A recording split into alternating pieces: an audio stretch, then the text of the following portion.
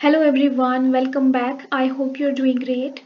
So, question series continued. We will have another set of 10 questions today. But before that, some of you were asking me about UGC NET examination, the strategy, the tricks, the notes. To you guys, I would like to recommend two things. One is syllabus, which is important, but what is more important than syllabus is previous year question papers. I think this works for every examination. First of all, you should go through last few years question papers, at least 5 years question papers, and solve them. Solve them yourself. Do not look for an answer key. This way, you will come across so much of knowledge. You will come across many things, many new things which you will learn, and this will remain with you for a longer period of time. For example, you have two dishes, dish 1 and dish 2, and dish 1 is pre-cooked and presented to you. You are told all the ingredients of that dish, and dish 2 you are asked to cook yourself. You are given the instructions, the thing you are doing yourself. The dish number 2, the ingredients of that dish will you will remember for a longer period of time. They will remain with you for longer period of time. Same goes here.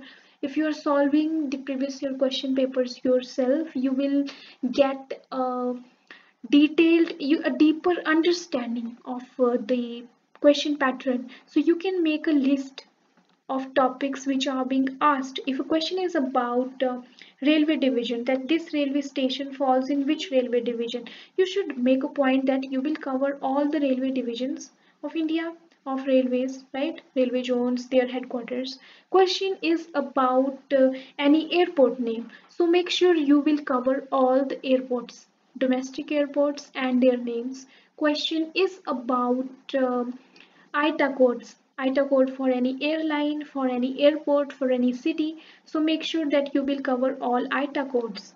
Question is about the founders of a company, so make sure that you will cover all major travel companies, their date of inception, their headquarters, their founders. This way you will have your own list of topics to cover, and these topics will be focused ones.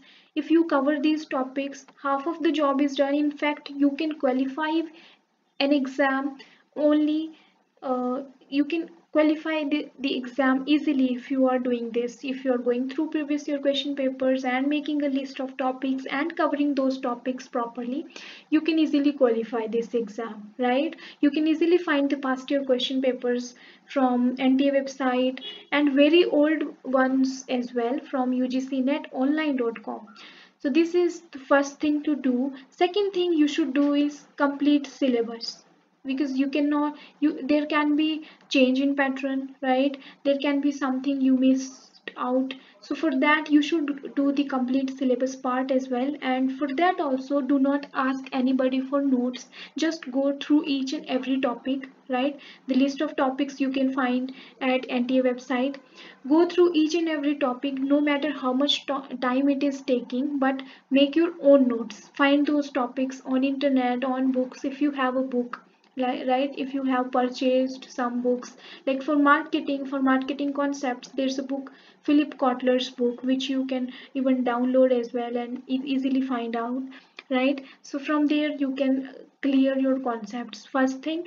Second thing, for every topic, like if you have UNWTO, you have topic on Ministry of Tourism, Government of India, so historical part you can, historical facts you can cover from notes, from books. But what about the current section? There cannot be any book available which has the latest report, latest publication, latest happenings. For that you need to visit the websites of the respective organizations, so you can go through the recent publications, annual publications, the news section of those organizations. And in fact, for historical part as well, you can go through the about section, the past presidents, the past conferences, past convention, past awards. So everything you can cover from those websites, right?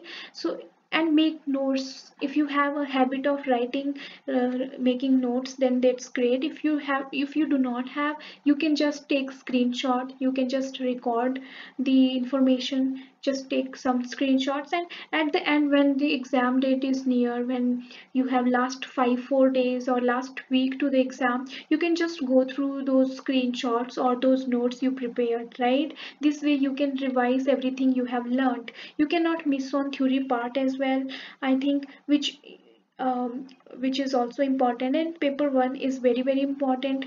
For paper one you can easily get material everywhere. For paper one, so many topics are common.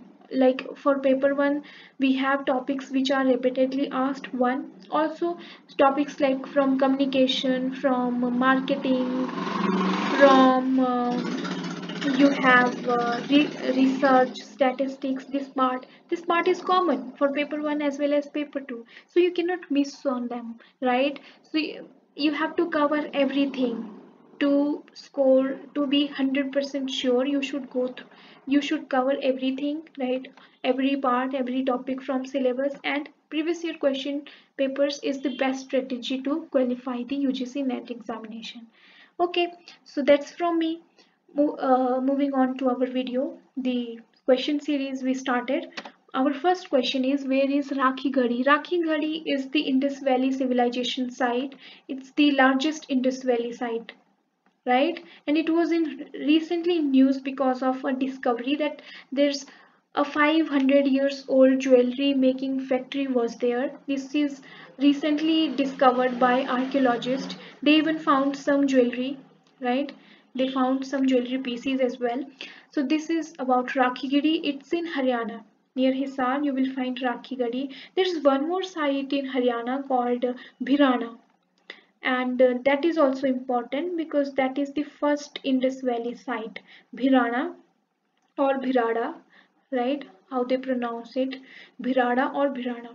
Other important Indus Valley civilization sites, I think you know, are in Gujarat you will find Dholavira and Lothal. In Pakistan there's Mohenjo-daro and Harappa, Kalibanga of Rajasthan. So these are some of the major Indus Valley civilization sites. We have some more later Indus Valley and some more small sites, Indus Valley sites. These are the southernmost you have in Maharashtra, Daimabad. The northernmost you have in Akhnuri district, you have Akhnuri, Manda. In fact, in Punjab, you will find in Roopnagar district, Ropar. Alamgirpur you will find in Uttar Pradesh. So these are some of the archaeological sites from Indus Valley civilization. We have Bet Dwarka, right? Dwarka Island. So these are some of the Indus Valley civilization sites. Moving on to our second question, it is, who is the founder of easemytrip.com? Now, easemytrip.com is an OTA, online travel agency, and it was founded by Pitti brothers. These are Nishant Pitti, Rikant Pitti, Prashant Pitti. So these Pitti brothers founded this organization, and it was also in news because of its various campaigns. Vocal for Local campaign, which was trending, I think, few years back. Also, the company's slogan, the tagline is Swadeshi Travel Companion. That's the tagline for their company, Swadeshi Travel Companion. EaseMyTrip.com, founded by Nishant Pitti, Rikant Pitti, Prashant Pitti, the Pitti brothers. They were very young when they started this business. What was I See Pondi? I See Pondi is the first beach festival of Pondicherry. Pondicherry, we know, uh, its tourism tagline for Pondicherry is "Give time a break." That's the tagline for Pondicherry tourism. So during this festival, the first beach festival, I See Pondi, they had various events. They had uh, events like fashion shows, marathon, cooking, seafood, gourmet, all these experiences. They had fashion shows, they had folk music and dance through bands, they had various events like tournaments, sports tournaments, volleyball tournaments, and in fact they had some display of uh, so they organized various events during this 4-day festival. They had dance, music, flea markets, they had fashion shows, They had seminars on Pondicherry history of sea route. So all these things did, they organized. For the first time, there was a beach festival in Pondicherry. So you can just go through a video of this event.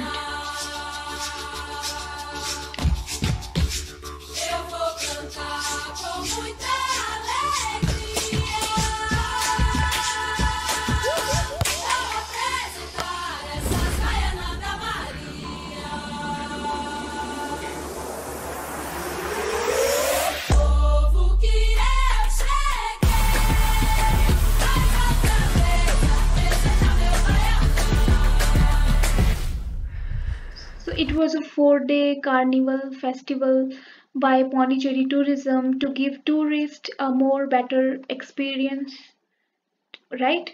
It was organized at various places, and there were many various events during this festival. They organized various events. Fourth question is, when is World Heritage Day celebrated? World Heritage Day is celebrated by UNESCO since 1983, and its aim is to promote awareness about the cultural heritage and diversity on the planet. It is celebrated every year on 18th of April, and the theme for this year was Heritage and Climate. Moving on to the next question, it is, where is Cyclopean Wall? Cyclopean Wall was also in news because government was approaching ASI to make efforts to make it a UNESCO World Heritage Site. The Cyclopean Wall, it's in Rajgir of Bihar. The tagline for Bihar tourism is Blissful Bihar, and it was an ancient it's an ancient wall that was wall of stone, irregular stone. They were arranged in such a way to encircle the ancient city of Rajgira from Mauryan period, I think, in Indian state of Bihar. So it's an oldest example of Cyclopean masonry in the world. In Bihar, you will find Nalanda Vihara, which is also a World Heritage Site, and it was most visited archaeological survey of India ASI monument, most visited monument, leaving behind Taj Mahal and every other monument. So it was most visited monument recently during COVID. Also, there's Bodh Gaya in Bihar, which is also UNESCO World Heritage Site. So they were making efforts to make Cyclopean Wall a UNESCO World Heritage Site, right? So it's in Bihar, it's in Rajgir, Cyclopean Wall. Question number 6, Ministry of Tourism launched Utsav portal, which is about, so Utsav portal is about festivals. All the states of India, all the union territories of India have participated. They have provided details about the festivals celebrated in their respective states and union territories, and on this portal you can actually browse uh, everything about every festival of India, right? So that's about Utsav portal. Next question is, what was Ishan Manthan? Ishan Manthan, Ishan is basically called, northeast direction is called Ishan, right? We call Ishan Kon, which is the northeast direction, and this festival was organized by Ministry of Culture, Tourism, and Ministry of Tourism, and Ministry for Development of Northeast Region.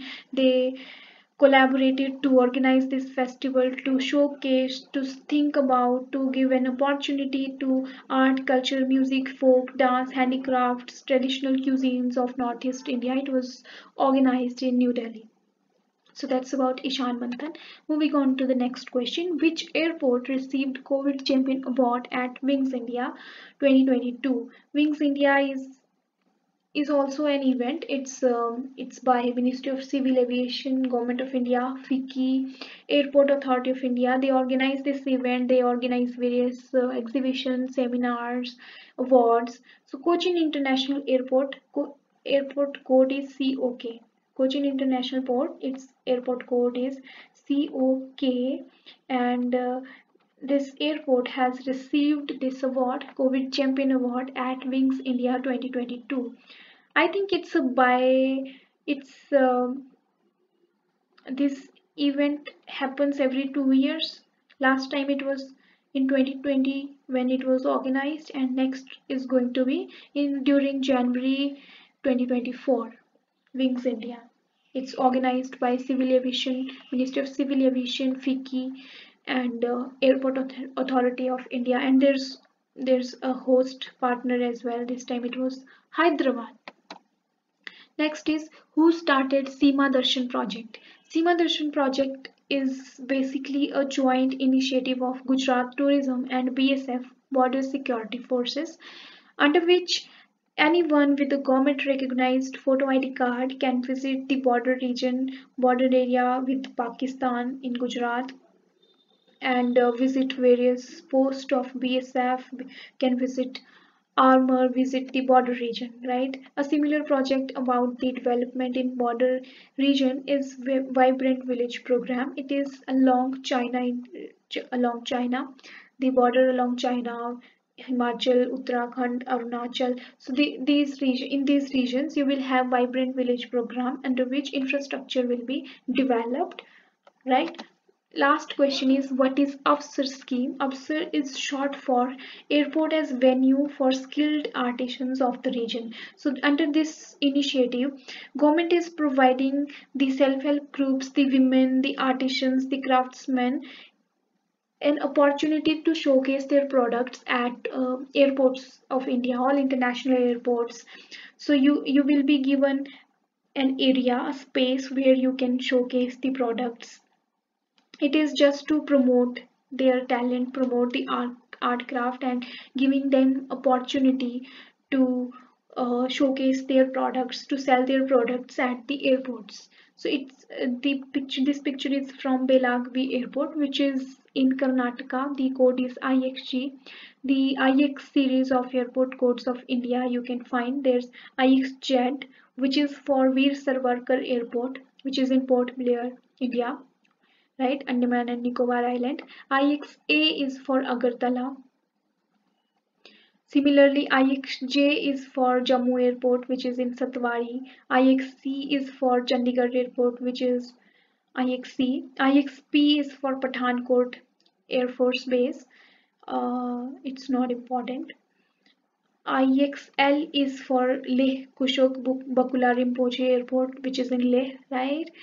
We have IXI, which is in Lilawari, Assam. We have IXR, which is in Ranchi Birsa Munda Airport.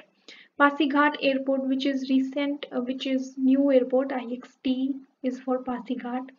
And one another in Arunachal is IXV, which is a long airport in Arunachal.